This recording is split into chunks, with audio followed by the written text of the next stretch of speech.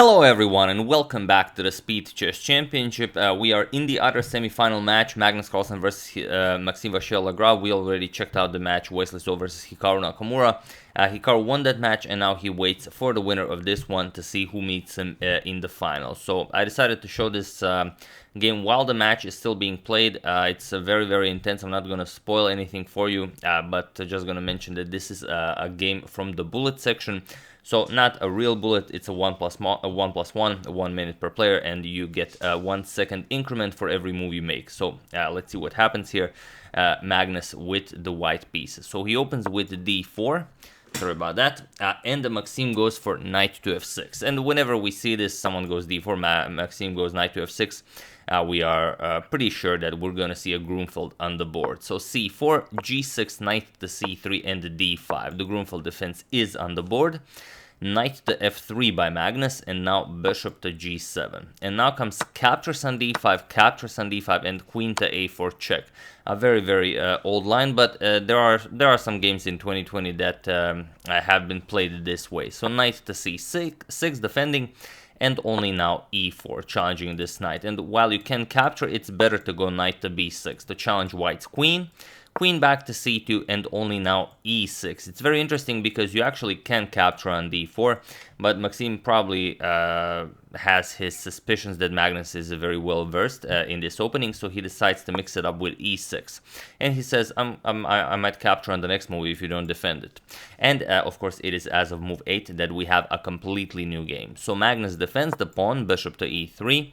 Not really, it's not all that greatly defended, but for example, if you go after a knight captures here, then just bishop captures, and after bishop captures and knight captures, it's not going to be all that great because just queen captures on d4, and well, it's much better for black. But if you go for something like, for example, knight captures on d4, and now after knight captures, or bishop captures for that matter, better is bishop captures, and now knight to b5, then it could be very problematic for black because the bishop is now attacked twice. Also, knight captures on c7 is being threatened. The queen and knight are both attacking that c7 square. So not the greatest. So black, of course, doesn't go for any pawn grabbing action here. He just castles, and now rook to d1. Now the pawn is sufficiently defended. Bishop to d7, and now Magnus goes for h4. He wants to bust open the position with h5 and capture on g6. We have h6 by Maxime, and now e5. We have knight to e7. By playing e5, Magnus lost control of the f5 square, so Maxime immediately transfers the knight to e7, and in the future he wants to get it to f5. We have h5 by Magnus, and knight to f5 as planned, and here Magnus captures on g6, captures, and now bishop to d3. And here we have a very interesting idea by Maxime. Knight captures on e3, f captures, and bishop to c6. Now giving up the g6 pawn to mess up Carlsen's, well, everything here on the king's side. And Magnus goes for it. Bishop captures on g6. We have bishop captures on f3, g captures, and rook captures. And now king to e2, getting the rook into the game with tempo as the rook on f3 is under attack. So here, Maxime goes rook to g3. A very interesting attempt is rook captures on e3. We're just going to briefly show it. After king captures, queen g5 check, and now the king has to go to d3 and allow queen captures, because if you go somewhere down the board, just queen g2 check, and you have to go back. If you go further down the board, then you might even lose a rook. So here, best is king d3, you allow the capture on g6, and now you go knight to e4. And next you're going to play, you're going to bring your other rook to g1, you're going to play knight to f6 check, and so on, and have a most likely a winning position. So instead, after king e2, we have rook to g3 by Magnus, and now comes rook d to, by Maxime, and rook d to g1 by Magnus. Queen to g5, threatening to win material here, and now Magnus trades once. Captures, and now bishop to h7. So the bishop on g6 is not a target forever.